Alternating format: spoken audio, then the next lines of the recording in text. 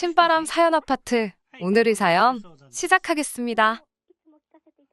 안녕하세요. 결혼한 지 1년 된 30대 여성입니다.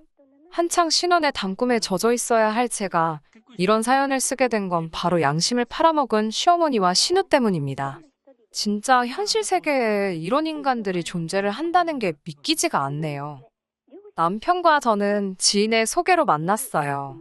저보다 3살 많은 남편은 식당 2개를 운영하는 자영업자입니다.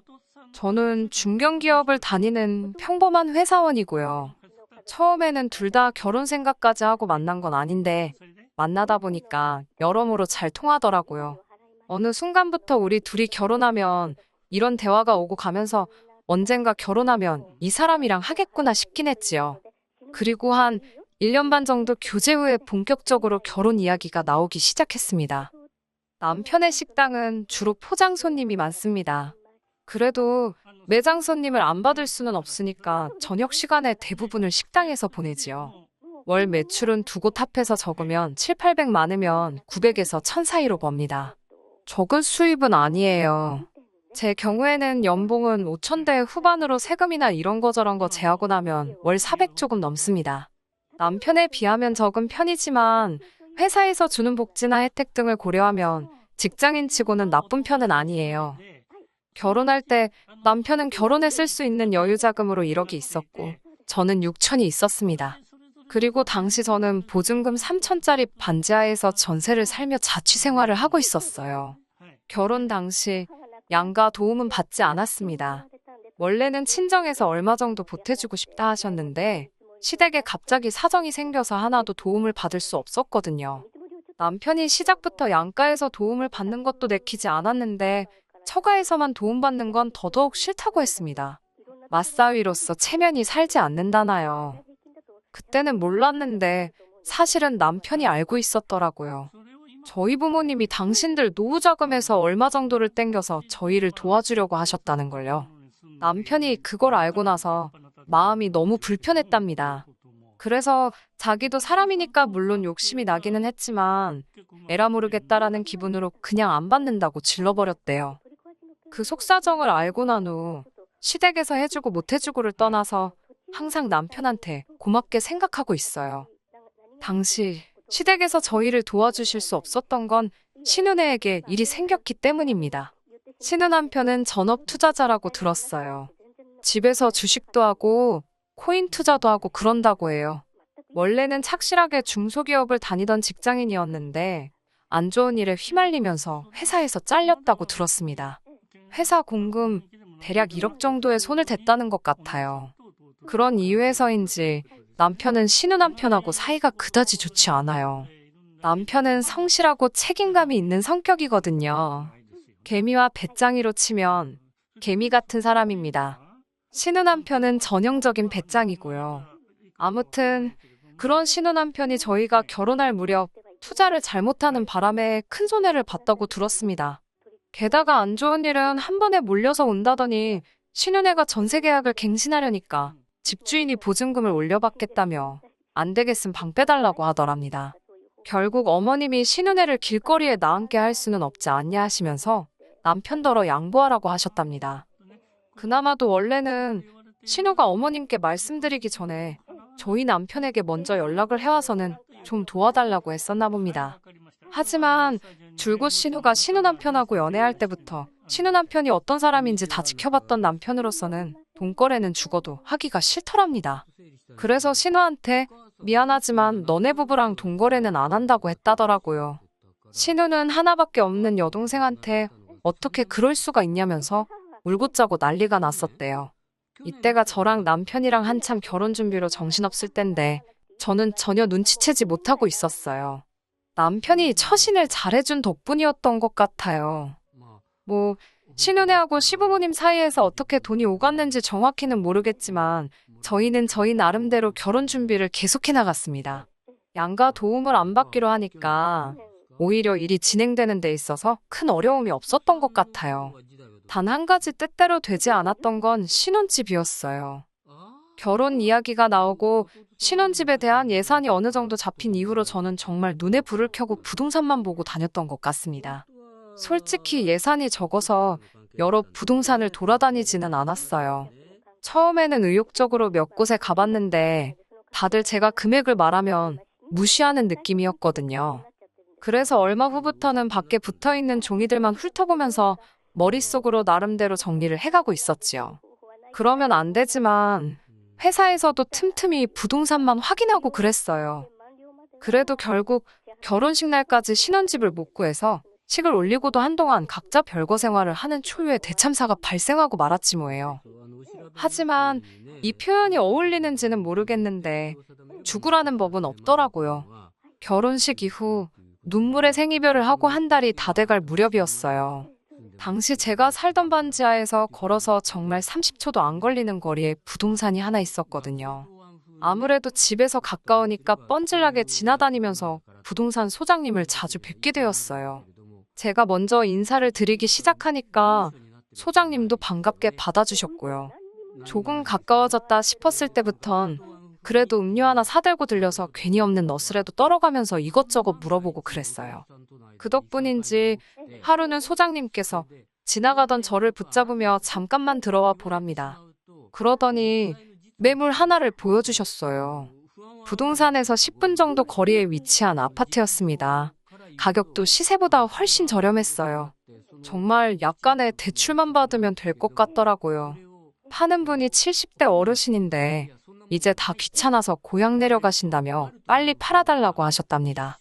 안에 좀 수리는 해야 되겠지만 그래도 이런 매물은 잘 나오지 않는다면서 매물 보자마자 제 생각이 나서 아직 아무데도 안 올리셨다고 그러시는 거예요. 그렇게 정말 운 좋게 아파트를 사게 되었지요. 그렇게 집안을 고치고 이것도 정말 할 이야기가 많은데 이건 시댁하고 직접적인 관련은 없으니 생략할게요. 마침내 결혼식을 올린 후 2달 만에 신혼생활을 시작하게 되었지요. 그리고 그 무렵 신우가 임신했다는 소식을 전해왔습니다. 솔직히 저희 결혼할 때 축의금을 못 받아서 저희도 따로 선물은 안 했어요.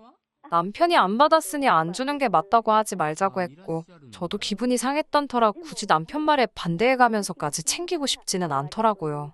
축하한다고 전화하고 꽃바구니만 보냈습니다. 아무튼 신혼집에 들어가고 일주일도 되지 않았을 시점에 신우에게 집들이 안 하냐고 연락이 왔어요. 당시 가정가구도 다 들어오질 못한 상황이라서 시간이 좀 걸릴 것 같다고 했습니다. 그러자 신우가 한다는 말이 혹시 시부모님께서 결혼할 때 도와준 거 없다고 일부러 안 부르는 거 아니냐고 그러더라고요. 제가 설마 그럴 리가 있냐면서 그리고 혹시나 해서 하는 말인데 저희 친정부모님도 아직 와보신 적 없다니까 그 말이 진짠지 아닌지는 자기가 확인할 수도 없고 알고 싶지도 않다더군요. 말투가 완전히 싸우자는 식이었어요. 그러더니 꼭 시부모님부터 모시고 집들이를 하랍니다. 먼저 결혼해 본 선배가 해주는 조언이라고 생각하고 고깝게 듣지 말라나요. 어이가 없었지요. 손이 신우도 아니고 심지어 나이도 저보다 어리면서 겨우 결혼 저보다 일찍 했다고 선배를 운운하다니 황당했어요. 그래도 임신한 사람이랑 싸울 수는 없으니 그냥 참고 들어줬습니다. 남편에게 이야기하니까 얼마나 으스댈 게 없으면 그런 걸 들먹이겠냐고 신경도 쓰지 말랍니다. 만만한 게 나냐고 제가 속상하다고 투덜거리니까 다시 한번 이런 일이 있으면 자기가 가만 안 둔다고 하더라고요. 하지만 이건 앞으로 있을 일에 비하면 진짜 애교에 불과했어요. 어느덧 가구와 가전도 다 들어왔습니다. 취향과 가격 그 중간쯤으로 타협해서 신혼집을 꾸몄지요. 앞으로 갚아나가야 할 대출을 생각하면 머리가 아픈 건 사실이었지만 남편도 저도 열심히 벌고 있었으니까 크게 스트레스를 받지는 않고 있었어요. 집들이를 준비하면서 남편이나 저나 맞벌이를 하다 보니 처음에는 집들이 음식을 주문하려고 했습니다. 저도 자취 생활을 오래 하긴 했지만 점심은 대부분 회사에서 해결했고 저녁은 샐러드나 도시락으로 간단하게 해결하는 편이었기 때문에 요리라고 부를 만한 건 잘 못하거든요. 남편도 비슷한 상황이었어요. 요식업에 종사하고 있어도 매일같이 하는 거나 잘하는 거지 다 잘하는 건 아니라며 손사래를 치더군요. 그런데 임신 중인 신우를 생각하니까 시켜먹기가 좀 찝찝하더라고요. 혹시나 잘못 먹고 배탈이라도 나면 큰일이잖아요. 맛이 없더라도 탈이 안 나는 게 중요하다 싶었기에 죽이 되든 밥이 되든 저희가 직접 해보기로 했지요. 집들이 당일이었습니다. 제가 속물처럼 보일지도 모르겠지만 솔직히 실망했네요. 시부모님도 그렇고 시누네도 그렇고 어쩜 그렇게도 무심할 수가 있는 건지 제가 뭐 큰 거 바란 것도 아니에요. 물론 주변 친구들은 처음에 집 샀을 때 가족들이 가전제품도 선물해주고 그러더군요. 저희 친정부모님도 저희 결혼할 때 따로 못 보태주신 게 마음에 걸리신다면서 가전 살 때 쓰라고 500만 원 주셨고요. 그런데 시부모님은 정말 휴지 하나도 안 사오셨더라고요. 시누네도 말해 뭐하겠어요. 빈손으로 덜렁 왔더군요. 정말 큰 거 바라지도 않았고 하다못해 꽉티슈라도 사왔으면 좋았을 거예요. 아니나 다를까 남편을 보니 남편도 실망을 했는지 표정이 영 좋지 못했습니다. 식사는 이미 도착 시간에 맞춰 준비된 상태였어요. 그런데 시누네가 집 구경부터 먼저 하고 싶다고 우기더라고요. 시부모님은 집 보는데 얼마나 걸리겠냐며 신호하자는 대로 하시겠답니다.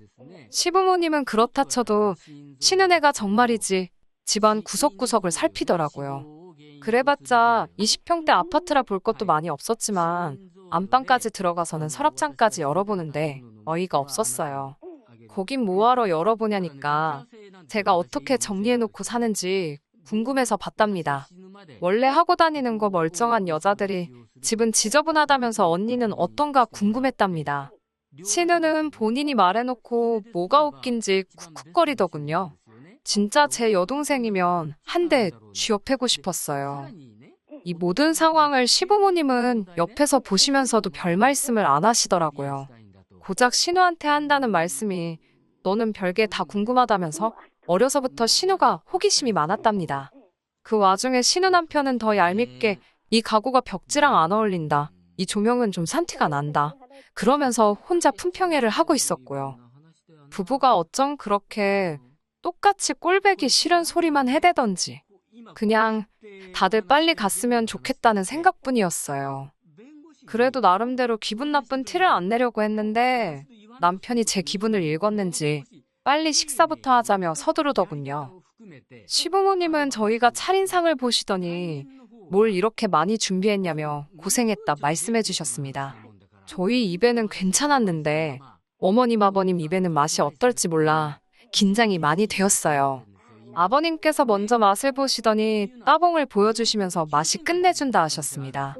그러자 남편이 제가 거의 다 한 거라며 저를 치켜 세워주더라고요. 사실은 남편이 거의 다 하고 저는 보조역 정도만 했기에 좀 민망했지만 기분은 좋았어요. 그리고 다 같이 식사를 시작하고 정말 2, 3분이나 지났을까요? 갑자기 신우가 자기 아랫배를 붙들고는 대굴대굴 구르면서 배가 너무 아프답니다. 속이 너무 이상하다면서 토할 것 같다고 저더러 음식에 뭘 넣었냐고 고래고래 소리를 지르더라고요. 제가 넣긴 뭘 넣냐고 대답을 하긴 했지만 순간 정신이 하나도 없었어요. 혹시 내가 정말 무슨 실수라도 한 건가 싶어서요. 제가 남편에게 당장 119를 부르라니까 신우가 부르지 말라면서 일단 좀 쉬어야겠다고 그러더군요. 그러더니 자기 남편더러 저희 안방으로 자길 데려다 달라는 거예요. 작은 방을 손님방으로 만들어 둔 터라 그 방에도 소파 베드가 있었는데 자기는 임산부라서 푹신한데 눕고 싶다나요. 아프다니까 뭐라고도 못하고 안방 침대를 그대로 내줬습니다. 이때부터 뭔가 미심쩍긴 했는데 진짜 아픈 걸 수도 있으니까 차마 추궁하기도 뭐하고.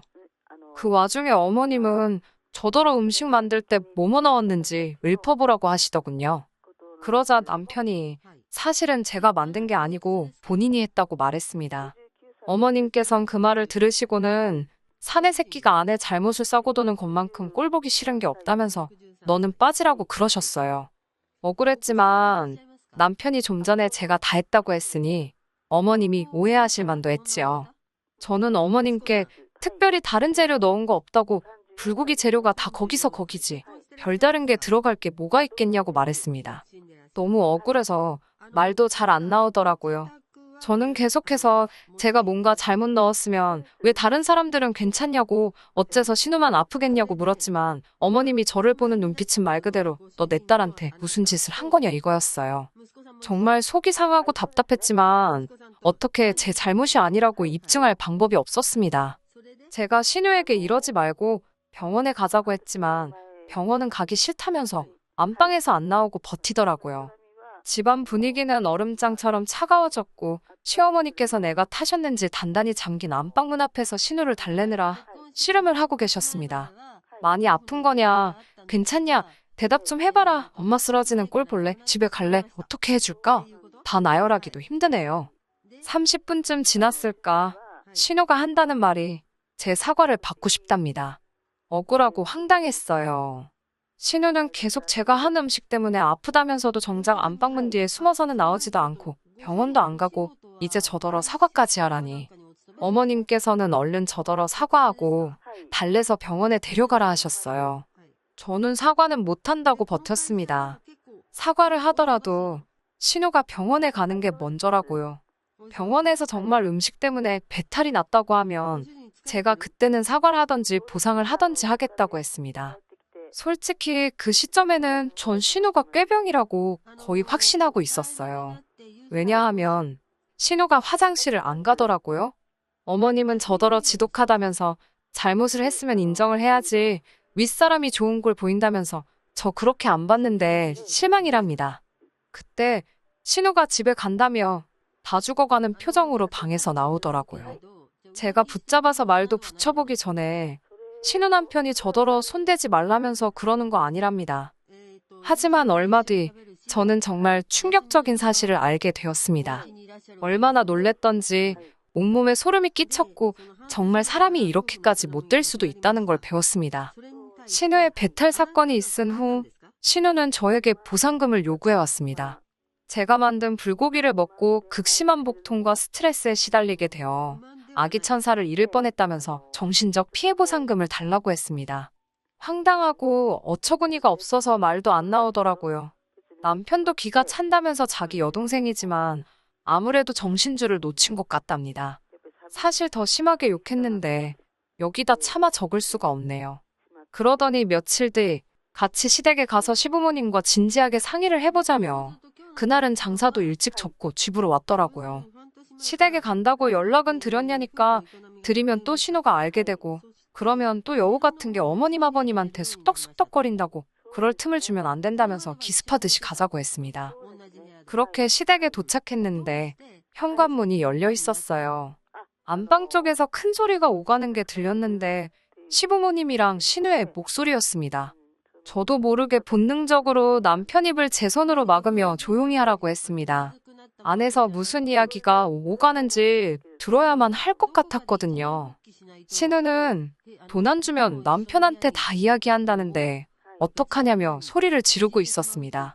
친아빠라니, 그러면 네 뱃속에 있는 게 김서방 애가 아니라고 너 제정신이냐? 김서방도 알아? 아버님도 무슨 일인지 불같이 화를 내고 계시더라고요. 3천만 주면 다시는 안 나타날 거래. 일단 돈부터 받아서 주고 나중에 갚을 거야. 갚으면서 그때 사정이 있어서 그랬다고 잘 설명하면 이해해주겠지. 지금 내가 무슨 소리를 들은 건가? 설마 내가 생각하는 게 맞나? 설마 그럴 리가 싶어서 차마 방문을 열지 못하고 있는데 어머님 목소리가 들려왔습니다. 어쩌겠냐고. 이렇게 된 이상 어떻게든 네 올케한테 돈 받아내서 입막음하랍니다.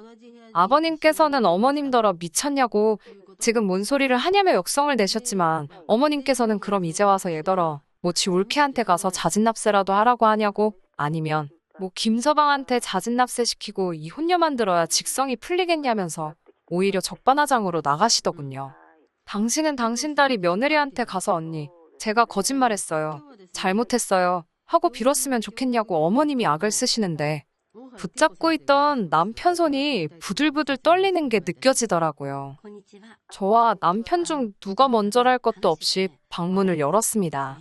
저희를 본 시부모님과 신우 모두 마치 귀신이라도 본 것 마냥 소스라치게 놀라더군요. 제가 신우에게 어떻게 사람이 그따위로 살 수가 있냐고 소리를 질렀습니다. 그러자 신우는 자기 애가 듣는다며 저더러 목소리를 낮추랍니다. 시어머니도 저더러 말이 너무 심한 거 아니냐며 네가 뭘 안다고 나서냐네요. 아버님께서는 집안꼴 잘 돌아간다면서 M이라는 사람이 저 따위니 딸도 저 따위로 컸다며 욕을 내뱉으시고 나가버리셨습니다. 아버님이 나가시자 남편이 갑자기 제 앞에서 무릎을 꿇더니 미안하답니다. 이런 어머니를 시어머니로 모시게 하고 이런 여동생을 신우로 만나게 해서 정말 미안하답니다. 그러면서 남편은 어머님께 정말이지 이렇게 인품도 양심도 없는 사람들이 내 가족인 게 수치스럽다면서 다시는 연락하지 말라고 하더라고요. 어머님은 어안이 벙벙한 표정으로 어떻게 그런 말을 할 수 있냐며 남편에게 따지셨지만 남편은 그 어느 때보다 냉정한 표정으로 길에서 만나도 아는 체도 하지 말라고 하더군요. 자기가 죽어도 찾아오시지 말라면서요. 남편은 곧이어 신우에게 네 올케한테 제대로 사과하라고 그러지 않으면 네 남편한테 내가 다 이야기할 거라고 엄포를 놓더라고요. 저는 이때만 해도 남편이 신우한테 그냥 겁주려고 하는 소린 줄 알았습니다. 일주일이 지나도록 역시나 신우에겐 아무런 연락이 없었지요. 딱 한 번 진짜로 돈 안 해줄 거냐는 연락 빼고요. 문제는 저희 남편은 한다면 하는 사람입니다. 결국 남편은 신우 남편에게 진짜로 연락을 했더군요. 딱 한마디 했대요. 애가 태어나면 친자검사나 꼭 해보라고요. 신우 남편이 갑자기 그게 무슨 소리냐고 따지고 들길래 네 마누라나 장모한테 가서 물어보라고 했답니다. 그러면서 한다는 소리가 그래도 여동생이라서 애 태어나기 전에 자기 입으로 자진납세할 기회는 준 거라네요. 솔직히 팔은 안으로 굽고 부모 자식은 천륜인데 언젠가는 다시 만나게 되지 않을까 그런 생각은 들어요. 그걸 제가 언제까지 막을 수는 없겠지요. 뭐 지금도 제가 막는 건 아니고 남편이 선택한 일이지만요. 그래도 당장은 남편이 든든하게 제 편에 있어주니까 다행이다 싶습니다. 훅이라고 해야 될지는 모르겠는데 남편의 고집으로 결국 저희는 새 집에 얼마 살아보지도 못하고 이사를 했습니다. 시댁 식구들이 저희 집 주소하는 게 찝찝하다면서 남편이 이사를 강력히 주장했거든요. 지금 이사 온 곳은 시댁 식구들은 아무도 몰라요. 그리고 요 근래에는 아버님하고만 연락을 주고받으며 지내고 있습니다. 사실 그 사건 당시 아버님의 반응은 그래도 정상이셨잖아요. 그래서 아버님께 연락이 왔을 때 피할 이유가 없었습니다. 오히려 좀 반갑기도 했었어요. 아버님께서는 결혼할 때 하나도 못 해준 것도 미안하고 집들이 망친 것도 미안하고 여러 가지로 마음에 걸리는 게 많으셨다면서 저희에게 800만 원을 주셨습니다. 이 큰돈이 어디서 난 거냐고 여쭈니까 시어머니랑 그날 이후로 하루가 멀다하게 싸우시다 얼마 전 홧김에 시어머니 차를 팔아버리셨대요. 그리고 신우네는 이혼하기로 했답니다. 신우가 돈을 준다 말만 하고 안 주니까 친아빠란 사람이 작정하고 나타나서는 신우 남편한테 다 불었답니다. 웃긴 건 신우 남편한테도 오래전부터 여자가 있었나 봐요. 지금 신우가 다른 남자애를 가진 게 먼저냐, 신우 남편이 여자 만난 게 먼저냐, 뭐가 더 질이 나쁘냐를 놓고 다투는 중이랍니다. 제가 보기엔 도낀 객낀인데 말이에요. 끝까지 들어주셔서 감사합니다. 오늘의 사연은 여기까지입니다. 구독과 좋아요, 알람 설정 부탁드리고 더 좋은 사연으로 다시 찾아뵙겠습니다. 감사합니다. 신바람 사연 아파트, 오늘의 사연 시작하겠습니다. 안녕하세요. 작년까지 결혼 생활을 하던 올해 30살 먹은 여자입니다. 잡은 고기한테 밥 안 준다는 말이 괜히 있는 말이 아닌 것 같네요. 결혼 후 돌변한 남편과 저를 공짜 식모로 알고 부려먹으려고 하던 시댁과 이별하고 혼자가 되었네요. 이혼한 것에 대해 저는 단 한 번도 후회를 한 적이 없고 오히려 이전보다 잘 지내고 있어요. 어쩌다가 이런 사연을 전하는 곳을 알게 되어서 저도 제 이야기 한번 보태볼까 해서 이렇게 저희 이야기를 적어봅니다. 남편은 궁합도 안 본다는 4살 차이였습니다. 남편이나 저나 둘 다 취직해서 어느 정도 자리 잡고 일하고 있을 때 만났어요. 저는 연봉 3천 정도를 벌고 있었고 남편은 4천으로 저보다 벌이가 좋았습니다. 연애 기간은 1년이 조금 넘은 정도로 그렇게 긴 편이 아니에요. 결혼이라는 걸 생각해 본 적도 없는데 대뜸 남편이 먼저 청혼을 해왔습니다. 그때 남편이 결혼을 위해 자기가 모아놓은 돈이나 기타 여러 가지를 이야기해줬는데 모아놓은 돈은 1억 정도로 저랑 비슷한 편이었어요. 결혼 이야기가 오고 간다면 그 전에 어떤 뉘앙스라도 보여주면서 저도 마음의 준비를 할 시간을 줬으면 좋았겠는데 정말 그런 신호도 없이 대뜸 결혼 이야기를 꺼내니 많이 당황했습니다. 연애한 기간이 짧았지만 남편은 버리도 괜찮고 생각하는 것도 건강해서 저도 막연하게 결혼을 한다면 이 사람과 하지 않겠나? 하는 생각을 가지고 있기는 했거든요. 그래도 조금 꺼려지는 게 있었는데 저는 결혼을 한다면 좀 더 상대방에 대한 걸 알고 하고 싶었었어요. 그도 그럴 것이 저희 어머니가 고생하는 것만 보고 자라와서 그런지 그런 게 더 심했어요. 저희 아버지는 둘째인데 오지랖이 무지하게 넓어서 나중 가서는 큰아빠 집에서 제사도 가져오고 전업주부셨던 어머니 생각은 물어보지도 않고 고모네 자식들을 집으로 데려와서는 어머니께 보라고 하신 적도 있어요. 그래서 어렸을 때 보면 저희 집이 30평대 아파트이긴 한데 아파트가 꽉 찰 정도로 친척들 불러 모아서 제사 지내고 어머니는 허리도 펴지 못하고 구석에서 음식 준비하면서 고생하셨던 게 기억에 크게 남아 있습니다. 나중에 가서는 아버지가 할머니까지 모시고 살겠다고 드는 바람에 그제서야 어머니가 참다 폭발해서 이제 애들도 다 컸고 자기도 어려울 거 없다고 그냥 이혼하자고 한마디 쏘아붙이는 바람에 겨우겨우 어머니도 어머니의 삶을 찾으셨어요. 그때 어머니가 제사도 다시 큰아버지네 집으로 돌려줬고요. 어머니가 이혼 이야기 하면서 성질 부리신 이후부터는 아버지도 어머니 눈치 보고 어머니한테 찍소리도 못하게 되었습니다. 그때부터 저녁 식사 후에 설거지까지 나서서 하시고 청소기같이 본인이 할 수 있는 집안일은 직접 하도록 바뀌셨고요. 아무튼 어머니가 이렇게 고생하는 걸 봐왔기 때문에 결혼은 아무리 두 사람이 좋아서 하는 거라고 하지만 배우자의 가족들이 어떤 사람인지도 알고 싶었고 어떤 생각을 갖고 있는지가 저에겐 가장 중요했던 것 같습니다. 그런데 남편의 가족들과 아무런 교류 한 번 없었던 상황인데 제가 아무리 남편에 대한 이미지가 좋다고 한들 결혼하자는 말에 손쉽게 알겠다, 싫다 대답을 할 수가 없었어요. 그래서 남편한테 자초지종을 말해주고 나는 좀 더 오빠의 가족들이나 여러 가지에 대해 미리 알고 그러고 나서 결정을 하고 싶다고 대답을 해줬습니다. 그냥 차라리 거절을 했을 걸 자초지종을 말해준 덕분에 괜히 사기 결혼을 했다는 마음을 갖고 이렇게 살아갈 줄은 몰랐지요. 인사드리러 처음 시댁에 찾아갔을 때 시누며 시부모님 모두 저를 반갑게 맞이해 주셨습니다.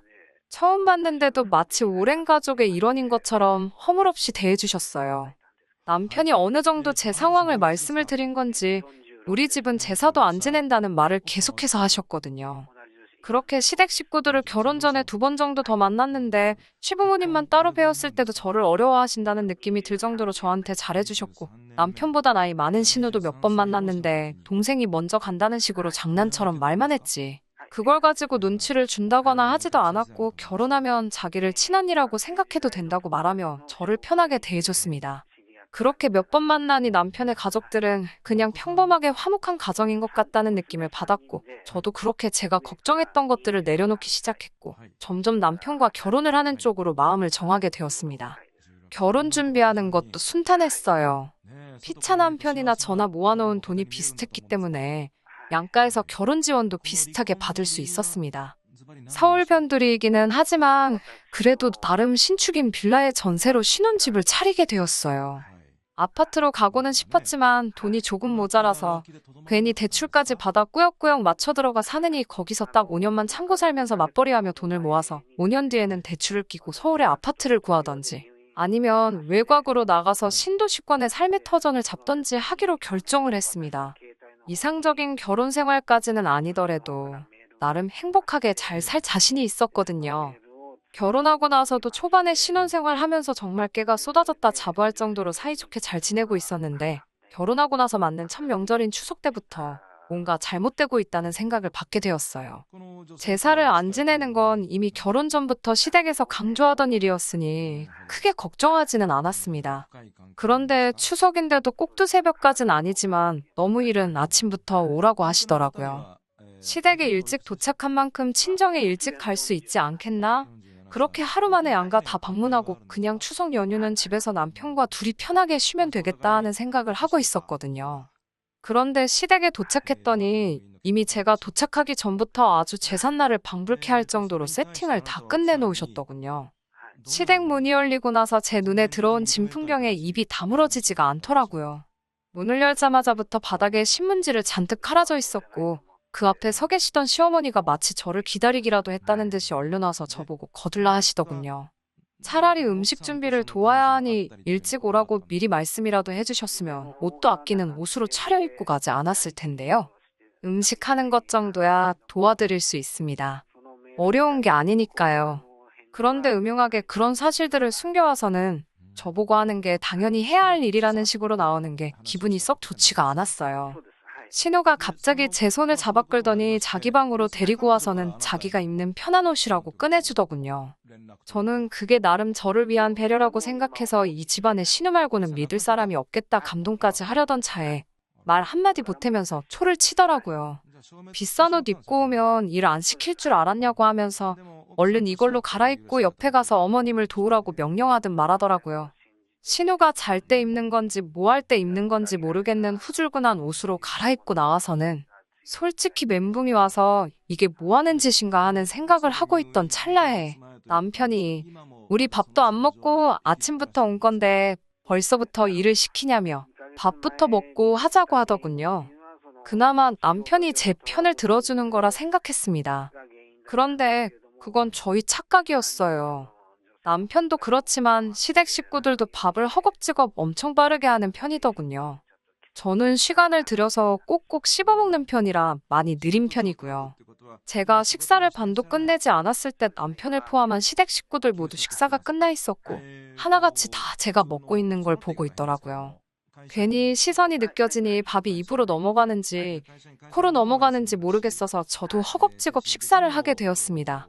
제가 먹은 빈 그릇을 들고 어머님께 이건 싱크대에 담둬두면 되는 거냐고 했더니 어머님은 곧바로 어이가 없다는 듯한 반응을 보이며 너는 네 먹은 것만 치우려고 그러냐 하시더군요. 그게 무슨 뜻인가 이해가 안 가는 와중이었는데 신우가 먼저 자리에서 벌떡 일어나더니 방으로 들어갔어요. 그리고 남편과 아버님은 무슨 약속이라도 한 듯이 소파에 앉아 TV 채널을 이리저리 돌리기 시작했고요. 그제서야 알았습니다. 뒷정리를 저보고 하라고 하는 말이라는 걸요. 분위기상 저도 모르게 설거지를 하기 시작했는데 하면서 화가 나기 시작하고 하란다고 하고 있는 제 자신한테 열이 받기 시작했어요. 시댁에서 시부모님 대신해서 집안일 정도는 할 수 있습니다. 하지만 다르다고 하잖아요. 남편까지 포함해서 온 가족이 뒷정리는 당연히 제 몫이라는 듯한 액션을 보이니 솔직히 기분이 많이 나빴습니다. 그냥 아무 말 없이 시작하셨으면 저도 당연히 마음 편히 앉아있을 수도 없고 뭐라도 도와드렸을 텐데 말이에요. 거기에 전 부치는 것부터 해서 결혼 전에 저에게 보여줬던 모습과는 180도 다른 모습을 보여주고 계시니 조금 어이도 없는 상황이기도 했습니다. 설거지하면서 열이 받기 시작하니 일부러 그런 건 아닌데 집중이 안 돼서 그랬나. 그릇 하나를 놓쳐서 바닥에 떨어뜨리면서 깨뜨려버렸어요. 죄송하다고 곧바로 사과를 드렸는데 제가 다쳤냐고 물어보는 게 아니라 그 그릇이 얼마짜린지는 아냐면서 칠칠치 못하다고 어떻게 다 큰 여자가 설거지도 제대로 못하냐는 듯이 한 소리를 하시더라고요. 깨진 그릇을 치우면서 조금 살기를 내뿜으며 남편을 노려봤는데 남편이 그제서야 제가 심기가 안 좋다는 걸 눈치를 챈 건지 TV 보느라 소파에 붙여놓았던 무거운 엉덩이를 들어서는 저를 도와주러 성큼성큼 오더라고요. 설거지가 끝나고 나서 다시 소파로 돌아가려고 하길래 남편한테 오빠는 가길 어딜 가냐고 오빠도 이리 와서 같이 전 부치자고 했습니다. 어머님은 남자가 무슨 전을 부치냐고 회사 일하느라 힘들 텐데 그냥 쉬라고 하라고 하시길래 어머님한테 저도 한마디 했어요. 쉬기는 뭘 쉬냐고 저도 회사 일 하느라 힘든 건 똑같다고 말했죠. 맞벌이 하는데 당연히 남편이 힘들면 저도 힘들다고요. 어차피 집에서도 반반 결혼했다고 집안일 나눠서 하는데 남편이 은근 요리 실력도 괜찮으니 전도 맛있게 잘 부칠 거라고 했어요. 남편은 어머님하고 저를 번갈아 쳐다보면서 눈치를 살피고 있는데 결국 매일같이 마주치는 건 저였다 보니 결국 제 눈치를 보고 전을 부치기 시작하더라고요. 어머님은 아주 벼르고 계셨던 건지 부침가루도 1kg짜리로 아주 몇 봉지를 준비해 놓으셨더라고요. 가족이라고 해봐야 신우의 시부모님, 그리고 남편과 저 이렇게 5밖에 없는데 무슨 욕심에 그렇게 많이 준비를 해놓으신 건지 아주 한동안 전만 드시려고 작정하신 건가 싶었습니다. 해가 중천에 뜰 때쯤에야 전 부치는 게 끝나고 그렇게 점심 식사를 했어요. 점심 식사를 하고 나니 남편이 그때는 알아서 제 눈치를 보면서 뒷정리하는 거 같이 하자고 하더라고요. 곧 죽어도 자기가 하겠다고는 안 하고 같이 하자는 말이 제 심기를 건드리기는 했지만 남편도 남편 나름대로 눈치가 보이는 게 있을 테니 이해해주기로 했습니다. 뒷정리가 다 끝나고 그제서야 시댁에 와서 처음으로 쉴 수가 있었어요. 전 부치는 내내 뒷정리하는 내내 방 안에 틀어박혀서 밥 먹을 때만 코빼기 내비치던 신우의 방으로 들어갔습니다. 이제 일하는 건 다 끝났으니 제 옷으로 다시 갈아입으려고요. 그런데 문을 열고 들어가니 어이가 없게도 신우가 아주 내 옷을 입고서는 거울 앞에 패션쇼를 하고 있더군요. 자기한테 더 잘 어울리는 것 같다고 자기 옷장에서 적당한 거 골라서 입고 그 옷은 자기가 갖겠다고 하는 거예요. 진짜 성질머리 같아서는 그 자리에서 머리채를 잡아버릴까 했는데 남편 얼굴 봐서 한번 참았습니다. 그 옷은 친정어머니가 명절날 입으라고 사주신 거고 제가 아끼는 옷이기도 하고 의미가 있는 옷이기도 하니 그렇게 못하겠다고, 그리고 이제 친정에 가봐야 하니 그 옷은 지금 빨리 벗어달라고 정중하게 말했어요. 신우는 콧방귀를 뀌면서 그깟 옷 가지고 너무 치사하게 구는 게 아니냐 하더라고요. 저에게 있어서 언니가 되어준다는 말이 동생 거 다 뺏어가는 심술 맞은 파쥐 같은 언니가 되어준다고 했던 말인가 싶더라고요. 제 옷도 돌려받았고 저도 더 이상 시댁에는 1초도 있기 싫어서 이만 친정에 가보려 한다고 인사를 드렸습니다. 또 막상 간다고 하니까 다행히 잡지는 않으시더라고요. 가기 전에 전 부친 것 좀 싸가면 안 되냐고 했더니 시어머니가 그걸 제가 왜 가져가냐고 하십니다. 그 말에 빈정이 팍 상하고 여태까지 참아온 게 확 올라와서 저랑 남편이 반은 넘게 붙인 것 같은데 저희 먹을 것도 못 가져가나요? 하고 따져 물었어요. 그랬더니 어머님이 말하는 꼬라지 좀 보라면서 니네 집 가는데 왜 우리 집 전을 가져가냐고, 너네 집 가면 네 엄마가 부친 전이 있지 않겠냐며 뭐라 하시는 겁니다. 그러다가 니네 엄마는 평생 전 부치던 게 한이 돼서 이번 추석에는 전을 안 부친다시니? 하면서 빈정거리더라고요. 분위기가 험악해지니까 남편이 저를 끌고 나와서 더 길게 이야기는 하지 않았어요. 친정으로 향하는 차 안에서도 분이 안 풀리는데 남편은 제 편을 들어주는 게 아니라 저한테 성질 좀 죽이고 살라고 뭐라 한마디 하더군요. 제 말투에 잘못이 없다고 할 수는 없습니다만 이거 제사만 안 지냈지. 전 부친 양만 보면 저희 어머니가 시집살이 장손 식모노릇 하실 적에도 이렇게 많이 하신 적은 없지 않나 싶을 정도였거든요. 10월드는 없을 거라 말하고 시부모님의 신우까지 결혼 전에 거짓으로 저를 대했다는 사실을 알게 된 데다가 남편이 무조건 제 잘못이라는 식으로 말을 하니 그때 결혼을 물을 수 있으면 물고 싶었어요. 친정에 가서도 엄청 열받아 있는 저를 보고 친정 부모님도 매일같이 시키는 것도 아니고 명절 때 하루인데 저보고 성질 좀 죽이지 그랬냐며 나무라시는데 솔직히 많이 서운했습니다. 집에 돌아오는 길에 남편에게 앞으로 시댁 안 보고 살 거라고, 나랑 결혼 생활 유지하고 싶으면 시댁 일은 알아서 잘 컨트롤하면서 내 남편 역할 똑바로 하라고 으름장을 놨어요. 남편은 뭔가 답답하다는 듯이 자기 변호를 하고 싶어 하는 것처럼 보였는데 제가 사전에 다 잘라버렸습니다. 남편은 결국에 알겠다고 대답했고 그래서 한동안 시댁하고는 마주치는 일 없이 지내게 되었어요. 그렇게 바로 얼마 전까지 오게 되었네요. 연을 끊고 사는 건 아니었고 되도록 안 보고 살기로 한 것이었기 때문에 적당히 해야 할 도리 정도는 하고 살았습니다. 차츰 시간이 지나기 시작하니 저도 그때 났던 화가 많이 가라앉기도 했고 무엇보다 남편이 가족들을 그리워하는 듯한 모습을 몇 번 보인 적이 있어서 저도 마음이 살짝 안 좋기도 했어요. 저 때문에 가족들하고 멀어졌다는 느낌을 받으니 부담감마저 생기더라고요. 그렇게 시댁을 멀리하고 지내는 동안 신우도 결혼을 했는데 신우 결혼식에도 남편 혼자만 다녀왔었거든요. 그때쯤 저도 정말 너무했다는 생각이 들어서 저도 조금씩 마음을 열기로 결정했습니다. 그래서 얼마 전에 있던 신우 신혼집 집들이에 저도 같이 가겠다고 결정을 했어요.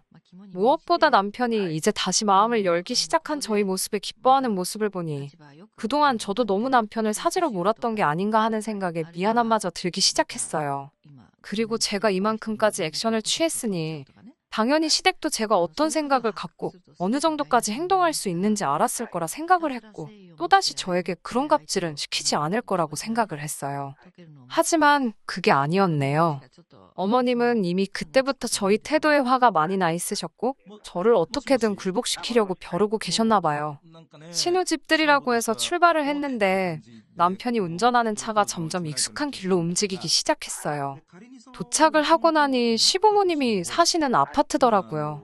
그래서 신우가 시부모님과 같은 아파트에 신혼집을 구한 건가 생각을 했습니다. 시부모님 집으로 들어가는 걸 보고는 그게 아니라는 생각을 했지만 저는 그게 남편이 시부모님도 모시고 신우집으로 향하려는가 보다 생각했지 그런 꿍꿍이가 있을 거라고는 생각도 못했네요. 시댁에 들어가니 어머님은 저를 쳐다도 보지 않으시고는 후딱 와서 앞치마 메고 음식 준비를 도우라는 겁니다. 신우 집들이를 가는데 무슨 음식을 준비하느냐 물었더니 바쁜 애들한테 무슨 음식 준비까지 시키냐고 우리가 음식을 해갈 거라 했다고 하십니다. 아무리 제가 마음을 열기로 했다고 해도 그게 시모가 시키는 대로 하겠다는 말은 아니잖아요. 다시 평범한 관계로 돌아갈 수 있게 저도 노력하겠다고 하는 말이었는데 시모도 남편도 제가 다시 마음의 문을 열겠다고 하는 말이 이 집 식모로 살겠으니 마음껏 부려먹어 주세요라고 이해를 한 게 아닌가 싶었습니다. 그래서 제가 신우 집들이 음식 해주러 마음의 문을 연 게 아니라고 그 길로 문을 박차고 나오니 남편이 따라 나와서 알겠다고 하면서 저를 설득하더라고요. 자기도 부모님을 함께 모시고 가려고 온 거지 음식을 준비시킬 계획인 줄 몰랐다 하면서 어머니는 자기가 잘 설득을 해올 테니 차에 가서 기다리라고 하더군요. 그렇게 차에서 한 30분 정도를 있으니 남편이 저 멀리서 시부모님과 함께 내려오더라고요. 어떻게 설득을 한 건지는 모르겠지만 차에서 신우집으로 가는 내내 저한테 말 한마디 없으셨습니다. 아예 아무 말도 안 했으면 차라리 나았겠는데 저를 그냥 없는 사람 취급하면서 남편과 시부모님 셋이서만 제가 모를 만한 이야기들을 골라서 하시더군요. 크게 신경이 쓰이지는 않았습니다. 아마도 또다시 이번 집들이를 마지막으로 저는 또 한동안 시댁과는 같이 시간을 보낼 일이 없을 것이라는 확신이 생겼거든요. 신우도 신우의 남편도 예상한 시간보다 훨씬 일찍 그것도 빈손으로 도착한 우리를 보고는 적잖이 당황했을 겁니다. 엄마가 며느리 시켜서 음식을 해온다고 했는데 빈손으로 왔으니 신우도 어이가 없었겠죠. 저를 보고 눈을 흘기더니 인사도 없이 무시하며 지나쳐버리더군요. 아직도 그 눈빛이 잊혀지지가 않네요. 집들이라고 가족들 이리저리 데리고 다니면서 집 구경을 시켜주는데 저는 소파에 앉아있어도 본체만 채 자기들끼리 시시덕거리면서 좋아하더군요. 꺼다 놓은 보릿자루 마냥 자리만 지키고 있는데 솔직히 그냥 혼자 돌아가 버릴까도 생각했지만 딱 그날 하루만큼은 여태껏 날 위해 불편함을 감수했던 남편의 일련을 위해 참아주기로 했었습니다. 그런데 남편마저도 저한테 그럴 줄은 몰랐네요. 집 구경이 끝나고 신우가 근처에서 대충 주문한 배달 음식들로 집들이를 시작했어요. 식사가 끝나고 또 신우와 시어머니가 고집을 부리더군요. 이제는 아예 신우집 집들이상 뒷정리를 저보고 하라고 하더군요. 신우 남편은 이게 무슨 경우인가 하면서 자기가 치우겠다고 하는데 신우도 자기 남편한테 소리를 떽 지르면서 이참에 아주 교육을 확실히 해줘야겠다며 무조건 제가 해야 한다는 겁니다. 세상에, 신우 집들이의 음식도 며느리가 해가야 하고 뒷정리까지 제가 해야 한다고 생각하는 세상 어디에도 없는 개념에 웃음도 안 나더군요. 그래서 제가 신우한테 내가 왜 니네 집 집들이한 거 뒷정리를 해야 하냐며 소리를 질렀어요. 시어머니가 또 옆에서 저거 말하는 것 좀 보라고 하면서 남편을 나무라더군요. 작년 명절에 있었던 일까지 다시 끄집어내면서 아주 제가 집안 형제 사이부터 부모 자식 관계까지 다 이간질을 하고 있다는 식으로요. 저야 1년 가까이 이미 안 보고 살았기 때문에 두 번이 어려울 게 없었습니다. 남편이 안쓰럽긴 하겠지만 제 기분을 잘 살펴줬으니까요. 그런데 이번에는 남편도 저한테 한 소리를 하더군요. 뭐 어려운 부탁을 한 것도 아니고 며느리가 음식도 좀 할 수 있고 뒷정리도 도와줄 수 있는 거 아니냐면서 왜 멀쩡한 우리 가족을 시월드로 만드냐고 뭐라 하더군요. 남편한테 지금 니네 가족이 나한테 하는 행동들의 이상한 점을 하나도 못 느끼는 거냐고 했더니 1년 동안 연 끊고 살았던 거 하면 네가 조금만 참으면 되는 거였는데 가족관계 이상하게 만든 것도 사실이지 않냐. 마음을 열기로 했으면 당연히 해야 할 며느리들이 그런 것 좀 하면 되는 거지.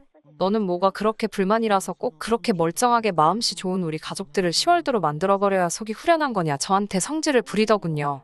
그래서 됐다 그랬어요. 여태까지 이 얼마 안 되는 결혼 생활 유지한 것도 다른 것 다 떠나서 어쨌든 너가 내 편이 되어주었기 때문인데 알고 봤더니 그런 생각을 가지고 있는 줄은 몰랐다고? 내가 숙이고 들어가 너네 집 식모살이 할 바에야 그냥 이혼하고 말겠다고 하고 자리를 박차고 나왔어요. 시댁의 갑질이 어느 정도 파탄의 원인이 되어서 이혼하는데 큰 어려움은 없었어요. 얼마 되지도 않는 돈이지만 위자료도 청구할 수 있었네요. 그 얼마 되도 않는 위자료를 받은 것보다 그 더러운 본 모습을 숨기고 저를 가족의 일원으로 받아준다 하면서 식모 노릇을 시키려고 한 집구석하고 영원히 이별하게 된 것이 속이 더 후련하네요. 집들이 날 있었던 게 신우 남편한테도 조금 영향이 있었던 것 같아요. 그렇게 저한테는 며느리 도리를 강요하더니 남이 집 며느리가 된 신우한테는 그렇게 하지 않았나 봐요. 오히려 사위 덕 좀 보겠다는 식으로 명절이며 뭐며 빈손으로 찾아온 신우 남편한테 그렇게 눈치를 주면서 돈을 뜯어내려고 했나 봅니다. 돈으로 효도하는 게 사위가 할 도리라면서 말이죠. 그런데 신우 남편은 이미 결혼한 지 얼마 되지 않아서 제가 시댁 식구들한테 겪은 것들을 봐왔기 때문에 이거 말도 안 되는 집구석에 잘못 걸렸다는 걸 금방 눈치를 챘는지 신우 남편도 신우에게 이혼장을 집어던졌고 그 집구석도 결국에는 이혼을 하게 되었다는 이야기를 들었네요. 내로남불 지자식들은 소중하고 남의 집 사람들한테만 도리 운운하며 어떻게든 한몫 챙겨보려던 집구석이니 아무래도 그 집구석은 평생 가도 며느리나 사위를 얻지 못할 거예요. 저도 저지만 신우 남편도 그렇게 탈출하게 돼서 다행이라는 말을 전해주고 싶네요. 요즘 결혼은 필수가 아닌 선택이라는 말이 괜히 있는 게 아닌 것 같아요. 뉴스에서는 인구 감소 운운하면서 결혼을 장려하고 있기는 하지만 결혼하기 전보다 결혼 후에 불행한 삶을 살게 된다면 굳이 애써 결혼을 해야 할 필요는 없다고 생각합니다. 요즘 이혼은 흠도 아니라고 하니 굳이 그런 지옥에 발을 담근 채 빼지 못하고 참고 사는 게 아니라 저도 한번 실패한 경험을 거울 삼아 다음에 만날 사람은 제가 처음부터 원하던 서로를 동등하게 생각해줄 좋은 사람을 만나 다시 행복한 삶을 살고 싶어요. 끝까지 들어주셔서 감사합니다. 오늘의 사연은 여기까지입니다. 구독과 좋아요, 알람 설정 부탁드리고 더 좋은 사연으로 다시 찾아뵙겠습니다. 감사합니다. 신바람 사연 아파트, 오늘의 사연 시작하겠습니다. 안녕하세요. 결혼을 6개월 앞두고 있는 29살 여자입니다. 디자인 관련 일을 하면서 프리랜서로 일을 하고 있어요. 제가 일거리 따오는 만큼 돈을 버는 시기라서 제 수입은 고정적이지는 않고 들쑥날쑥한 편입니다. 결혼이 확정되고 저도 결혼 비용으로 쓰게 돈 좀 더 벌어야겠다는 마음으로 몇 달 전에는 오는 일거리 가리지 않고 다 하다 보니 500만 원의 수입을 올리기도 했어요. 그만큼 벌 수도 있다는 사실을 처음 알았네요. 평균적인 벌이는 한 달에 100만 원에서 300만 원 정도로 말씀드린 대로 높낮이가 굉장히 큰 편이에요. 수입이 안정적이지 않은 대신 제가 자유롭게 제 일정을 조절할 수 있는 큰 장점이 있어서 오라는 회사는 많지만 계속 프리랜서로 일을 할 계획이에요. 나중에 아이가 생기게 된다면 그만큼 아이에게도 시간을 투자할 수 있고 신랑이 퇴근하고 집에 오면 바통 터치를 하고 제가 일을 더 할 수 있으니까요. 저와 결혼할 예비 신랑도 전업 투자자라서 안정적인 고정 수입은 없는 편입니다. 뜻이 맞는 사람들끼리 모여서 사무실을 차려서 거기서 모여 장이 마감하기 전까지는 그곳에 머물며 투자를 하고 있어요. 주식이 도박이나 다름없다고 신랑감으로는 별로라는 사람들이 많지만 예비 신랑은 최근에 방송에서 인터뷰를 해갈 정도로 실력이 있는 사람입니다. 수익률도 굉장히 좋아서 당장 웬만한 월급 받는 회사원보다는 많이 벌고 있습니다. 계획적으로는 저희 결혼 생활에 그렇게 큰 문제는 없다고 생각이 되었어요. 예비 신랑도 따지고 보면 집에서 일을 해도 무방한 사람이고 저도 집에서 일을 하는 사람이다 보니 신혼집을 알아보는 과정에서 기관지가 안 좋아 미세먼지 때문에 항상 힘들어하는 저를 위해서 신혼집을 시 외곽 쪽에 공기 좋은 곳에 전원주택으로 알아보기로 했습니다. 그런 사소한 것까지 저를 위해 배려해주는 좋은 사람이라고만 생각했네요. 신혼집을 알아보는 과정에서 예비 신랑이 정말 말도 안 되는 억지를 부리기 시작하면서 예비 신랑의 말도 안 되는 계획을 알게 되었습니다. 예비 신랑한테는 여동생이 한 명 있어요. 저한테는 신우될 사람이고 저와는 나이가 같습니다. 저도 몇 번 만나봤지만 그냥 평범한 남매 사이예요. 둘이 어느 정도 거리감 있고 저렇게 둘이서 사이가 좋은 건지 안 좋은 건지 하루는 애틋하다가 또 하루는 서로 욕하고 싫어하고 하는 그런 사이예요. 저도 남동생이 있기 때문에 남매인 집은 거의 다 똑같구나 하는 느낌이 들 정도로 정말 보통의 관계였습니다. 아무튼 저희가 결혼식을 6개월 앞두고 있는 상황에서 신우도 저희가 결혼하고 2달 후에 결혼을 하게 되었다는 소식을 전해 듣게 되었습니다. 결혼을 하게 된다니 축하할 일이지요. 신우의 결혼 상대는 예비 신랑하고 같은 사무실에서 전업 투자를 하고 있는 사람이었습니다. 그리고 그 사람이 예비 신랑의 둘도 없는 친구 사이라는 걸 알게 되었네요. 예비 신랑의 전공이 주식과는 전혀 관련 없는 전공이었는데 일찍부터 주식에 관심을 갖고 투자를 시작한 이 친구에게 주식하는 방법을 배우게 되었다고 하네요. 대학교 졸업하고 곧바로 취직을 한 예비 신랑은 월급의 일부를 가지고 돈을 굴리고 있었고 이 친구라는 사람은 낮에는 집에서 주식 그래프만 보고 밤에 할 수 있는 야간 아르바이트를 하면서 돈을 모아 주식을 시작하게 되었다고 합니다. 한 사람이 손실을 보면 자기 돈 아까워하지 않고 메꿔주고 두 사람 다 손실을 보면 밤에 대리운전 같이 뛰면서 돈을 모으고 그만큼 동고동락 한 사이였다는 거죠. 두 사람의 포트폴리오가 회사를 그만두고 전업으로 투자를 해도 충분히 먹고 살 만큼이다라는 확신을 갖게 되었을 때 예비 신랑도 회사를 그만두고 나와서 전업 투자자가 되었고 둘이서 힘을 합쳐서 사무실을 차리고 뜻맞는 사람들끼리 낮에 모여서 주식 투자를 하게 된 거라고 하네요. 시작한 지는 몇 년 되지 않았는데 업계에서 두 사람이 실력 있는 사람이라는 소문이 나게 되면서 방송국에서 나와 두 사람 인터뷰도 해가고 조금 유명해지게 되었답니다. 아무튼 그만큼 막역한 친구가 가족이 된다는 사실에 예비 신랑은 굉장히 기뻐했어요. 저도 서방님들 사람이 예비 신랑의 친구라는 사실이 나쁘다는 생각은 들지 않았습니다. 그만큼 둘이 사이가 좋으면 나중에 집안에 문제가 생겨도 서로 힘을 합치겠다는 생각을 했거든요. 저희가 구하는 집이 도심에서 한참 벗어나 외곽에 있는 전원주택이었기 때문에 집값이 서울의 아파트 구하는 것에 비하면 많이 들지 않았습니다. 그런데 어느 순간부터 집을 보러 다닐 때마다 예비 신랑은 집이 좀 작다, 방이 3개밖에 안 돼서 별로다 하는 식으로 보러 다니는 집마다 성에 차지 않아 하더라고요. 당장 결혼하자마자 아이를 가질 것도 아닌데 집 크기에 집착을 하는 모습이 의아했습니다. 집이 크고 방만 많아봤자 관리하기만 더 힘들 테고 우리 둘이서 당장 그 많은 공간을 사용할 리도 없었으니까요. 너무 집 크기에 욕심부리지 말고 형편에 맞게 또 용도에 맞게 집을 찾아보자고 했어요.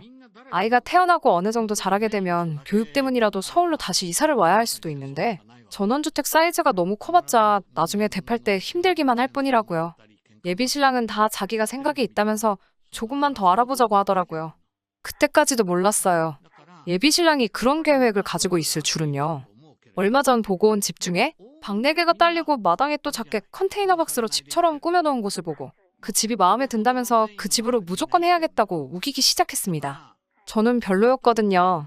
무엇보다 구조가 이상했어요. 2층에만 방이 3개가 몰려있고 1층에 화장실이 딸린 방 하나, 그리고 1층에 있는 부엌 옆으로 화장실이 1개가 더 있는, 그 집에서 살게 되면 화장실이 딸린 1층 방을 쓰게 될 텐데 그러면 위층에 있는 방 3개는 어지간해서는 쓰게 되지도 않고 빈 방으로 두게 될 텐데 말이에요. 거기에 집이 크다 보니 그 돈이면 서울에 적당한 아파트 전세로 들어갈 만큼의 돈이고 예산을 훨씬 초과하는 금액이었으니까요. 그런 이유로 저는 그 집이 마음에 들지 않는다고 싫다고 말하니 예비 신랑이 그제서야 큰 집을 보러 다닌 이유를 말해주네요. 신은혜랑은 벌써 이야기가 다 끝났다고 말하며 이 집에서 신은혜 부부랑 같이 살자고 합니다. 저는 당연히 말도 안 되는 소리 하지 말라고 했어요. 완벽하게 분리된 공간도 아니고 방이 4개면 뭐하냐고. 주방이랑 거실도 같이 쓰게 될 테고 생활동선이라는 게 있으니 분명히 겹치게 될 거고 자주 마주치게 되면 내 집에서 편하게 쉰다는 느낌도 안 날 거라고요. 이게 무슨 대학 시절에 룸메이트 구하는 것도 아니고 앞으로 우리가 살게 될 신혼집인데 다른 사람도 아니고 신은혜 부부와 같이 산다는 게 무슨 소리냐고요. 그리고 신은혜랑은 이미 이야기가 끝났다는 건 또 뭐냐고 물어봤어요.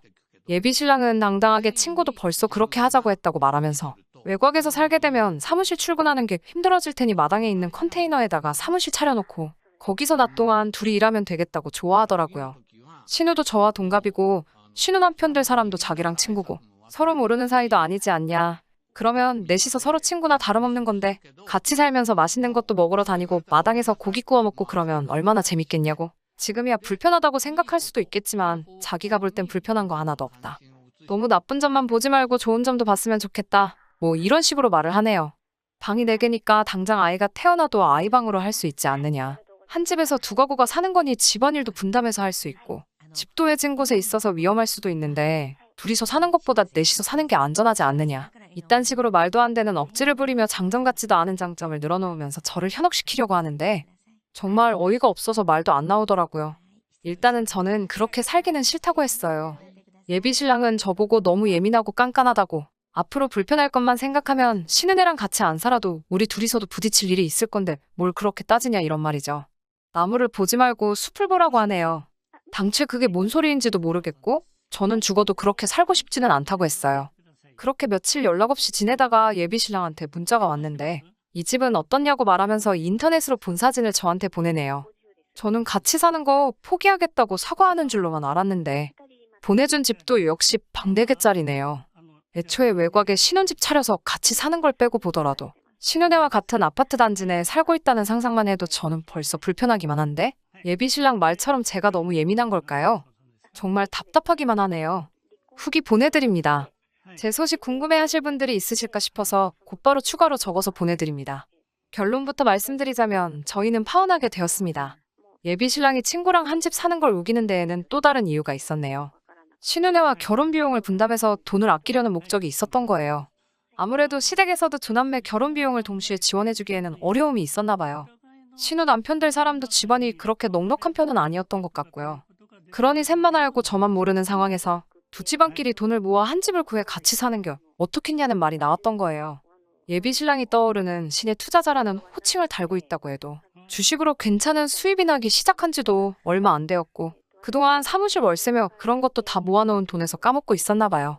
아이 태어날 때까지는 빈방 하나 사무실처럼 꾸려놓고 사무실 월세 나가는 것도 아끼고 여러 가지로 자기들 편한 쪽만 생각했던 거예요. 어차피 출퇴근 안 하는 전업 투자자들이니까요. 차라리 잘 된 것 같습니다. 그동안 마음고생하면서 저도 생각을 고쳐보려고 노력했지만 도무지 신은혜와 같이 한 집에서 살게 되는 것만큼은 용납이 되지 않았는데 이런 사실을 알게 되면서 끝까지 신은혜와 같이 살자고 하는 예비신랑의 말에 저는 파혼까지 결심하게 되었으니까요. 서로 그렇게 죽고 못 사는 사이니 저 빼고 셋이서라도 같이 살게 될 줄 알았는데 그건 또 아니더라고요. 예비신랑은 계속 부모님 집에서 머물 것처럼 보이고 신은혜는 따로 집을 구해 나간다고 합니다. 외곽에서 신은혜랑 같이 살면서 새로 결혼할 여자 찾는 게 불가능이라고 생각했나 봐요. 애초에 처음부터 저와는 결혼하기로 정해진 거나 마찬가지니 저라면 이해해줄 거라고 저를 아주 우습게 봤던 거예요.